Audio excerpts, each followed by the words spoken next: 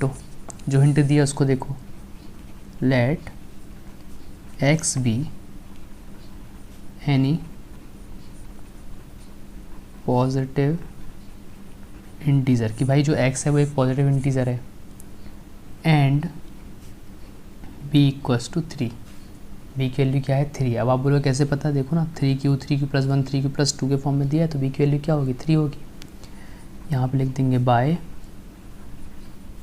Euclid's division lemma. Euclid division की मेहरबानी से, क्या मेहरबानी है इनकी कि अगर कोई नंबर x होता है उसको हम डिवाइड करते हैं b से, तो b की वैल्यू क्या है भाई 3, तो कुछ ना कुछ क्वोशंट आता है, कुछ ना कुछ रिमाइंडर आता है। अब आप बोलोगे इसके पहले तो यहाँ a लेते थे, a से लेते थे क्योंकि यहाँ पर a पॉजिटिव नंबर था, हिंट में क्या लिखा है x, इसलिए x ले लिया, इसलिए यहाँ भी x ले लिया। ठीक है, तो r की वैल्यू क्या होगी, r की वैल्यू 0 से बड़ी होगी, ये तो हमको पता ही है, पर छोटी किससे होगी डिवाइज़र से। कहने का मतलब है कि r की वैल्यू क्या हो सकती है 0 हो सकती है, 1 हो सकती है, 2 हो सकती है। ठीक, अच्छा 0 से बड़ी है बराबर और 3 से छोटी। ठीक है, तो r की वैल्यू क्लियर हो गई हमको। अब बात करते हैं हम x की, कि x की वैल्यू क्या होगी। तो देखो x क्या है, डिविडेंड है, divisor into quotient plus remainder. ये सब वही पुरानी कहानी चल रही है अभी तक, ठीक है, जो पुराना करते आए हैं।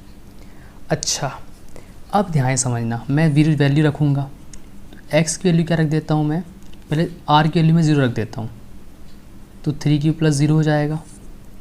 ठीक है, अच्छा फिर क्या रखूँगा x की वैल्यू 3q + 1, फिर x की वैल्यू क्या रखूँगा 3q + 2। देखो अभी मेरे पास ज़्यादा स्पेस यहाँ पे है नहीं, तो मैं ना पेज पलटाऊँगा अभी। ठीक है, तो क्या करेंगे अभी, हम इसको बाद में करेंगे, पहले हम इसको सॉल्व करते हैं। ठीक है, इसको सॉल्व करते हैं, अगर ये यहाँ बन जाएगा तो उसको कर लेंगे, इस वाले को पीछे कर देंगे। अब हमसे क्या बोला है, क्यूब करने को बोला है। ठीक है, क्यूब करने को बोला तो हम क्यूब करेंगे। तो आप देखो क्या मैं ऐसा लिख सकता हूँ, अकॉर्डिंग टू क्वेश्चन मैं ऐसा लिख सकता हूँ x³ = 3q³। दोनों साइड का हमने क्यूब कर दिया। ठीक है, इतना क्लियर हुआ। पहले तो यहाँ पे कुछ स्टेटमेंट लिखेंगे, by putting value of r। Clear, तो हम r की वैल्यू पुट कर रहे हैं। अब हम यहाँ पे क्या कर रहे हैं, क्यूब कर रहे हैं, तो बाय क्यूबिंग बोथ साइड। ठीक है, दोनों साइड हम क्यूब कर दे रहे हैं, तो क्यूब कर दो। तो आप देखिए x का क्यूब तो x ही रहेगा भाई। अब 3 का क्यूब क्या हो जाता है 27, और q का क्यूब क्या होगा q क्यूब। ठीक है, आया समझ में।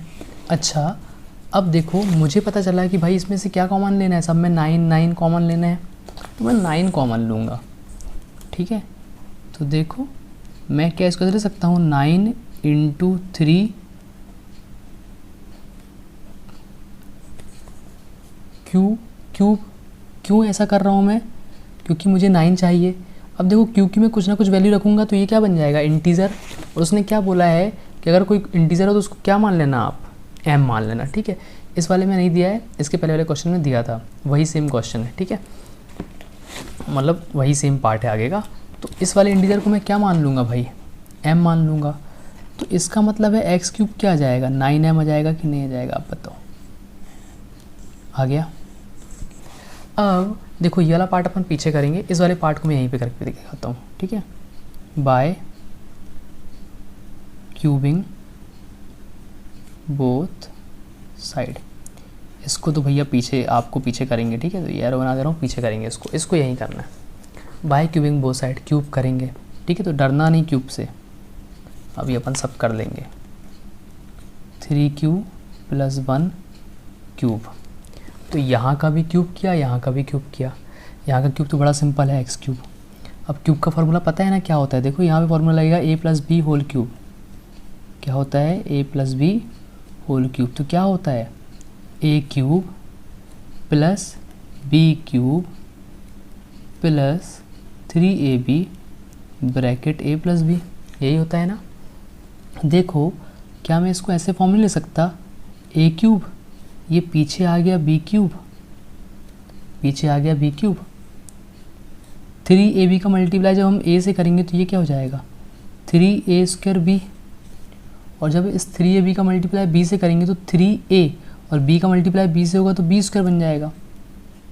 तो हम इसको लिख देंगे 3ab²। तो क्या इस फॉर्मूले को मैं ऐसा लिख सकता हूँ? इससे क्या होगा कि मुझे फॉर्मूले को लंबा नहीं सॉल्व करना पड़ेगा, मैं इस तरीके से डायरेक्ट पुट कर दूंगा। वैल्यू पुट करो, a की वैल्यू क्या है भाई 3q, रख दो 3q क्यूब। a की वैल्यू क्या है 3q, b की वैल्यू क्या है 1, 3 की वैल्यू 3 है, a की वैल्यू क्या है 3q और b की वैल्यू क्या है भाई 1, तो 1 का स्क्वायर 1 ही रहेगा, b³ मतलब 1 का क्यूब। ठीक है, ध्यान से देखते जाना आप। तो 3 का क्यूब क्या होता है भाई 27 q³। अब यहाँ देखना 3 का क्यूब क्या होता है, सॉरी 3 का स्क्वायर क्या होता है 9 q², 1 तो 1 ही रहेगा। 3 ये 3³ है, 1 तो 1 ही रहेगा, 1 का क्यूब 1 ही रहेगा। ठीक, अच्छा तो अब देखो मैंने इसको लिख दिया 27 q³, 3 9 जा 27 q², 1 का मल्टीप्लाई करने से कोई मतलब है नहीं, 3 3 जा 9, तो ये आ गया भाई 9q प्लस कितना है 1। ठीक है, अब देखो क्या मैं यहाँ से कुछ कॉमन ले सकता हूँ? कुछ भी ले सकते हो, पर मुझे क्या कॉमन लेना है 9। क्या कॉमन लेना है 9। तो 9 में कहाँ से कॉमन ले सकता हूँ भाई, ये तो 9 से छोटा है तो इससे मैं तो 9 कॉमन ले नहीं पाऊँगा।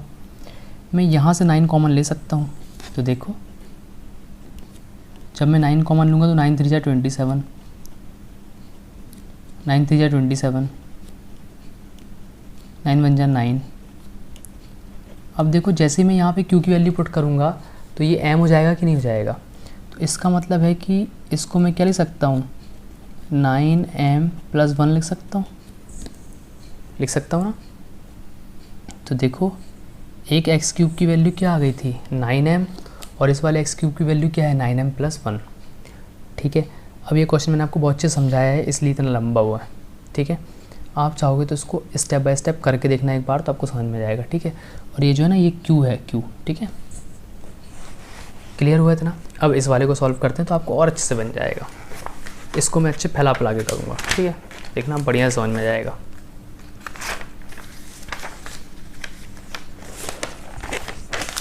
देखो क्या क्वेश्चन है भाई, क्वेश्चन था x की वैल्यू अब क्या हो गई 3q + 2 हो गई। ठीक है, तो हम क्या करेंगे बाय क्यूबिंग बोथ साइड, दोनों साइड में क्यूब कर दो। देखना ध्यान से देखते जाना। ठीक है, तो भाई x का भी क्यूब करोगे और 3q + 2 का भी क्यूब करोगे। मुझे पता है अगर मैं इसका क्यूब करूँगा तो फॉर्मूला क्या होगा a + b का होल क्यूब। अब भी मैंने आपको बताया था क्या होगा फॉर्मूला। देखिए a³ यहाँ 3a² b 3ab² + b³, यही फार्मूला होगा। रख दो भाई a की वैल्यू क्या है 3q, 3 की जगह पर 3 रखोगे। a की वैल्यू क्या है 3q, b की वैल्यू क्या है 2, 3 की जगह पर 3 रखोगे। a की वैल्यू क्या है 3q, b की वैल्यू क्या है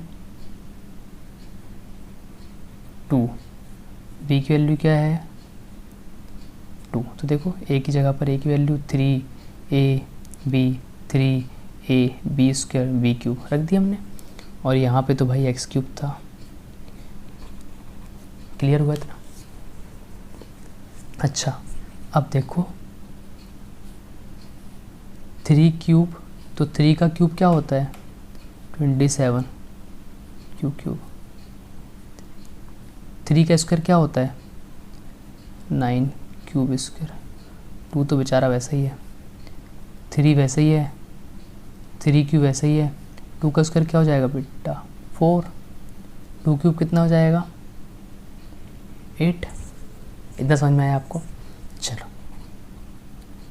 कहीं डाउट होना तो बताना, ठीक है, कमेंट करके बता दीजिएगा। भाई ये स्टेप समझ में नहीं आया तो फिर मैं उसको नेक्स्ट वीडियो में एक बार और अच्छे से एक्सप्लेन कर दूँगा।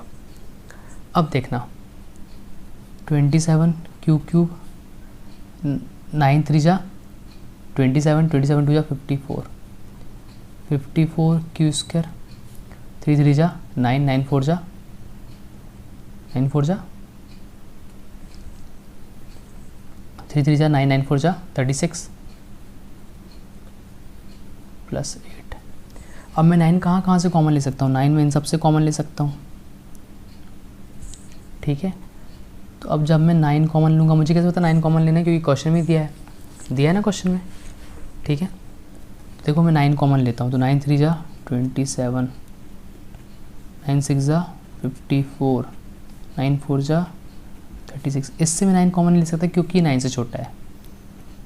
अगर ये 9 से बड़ा होता तो मैं इसको ब्रेक करता 9 प्लस के फॉर्म पे, है ना।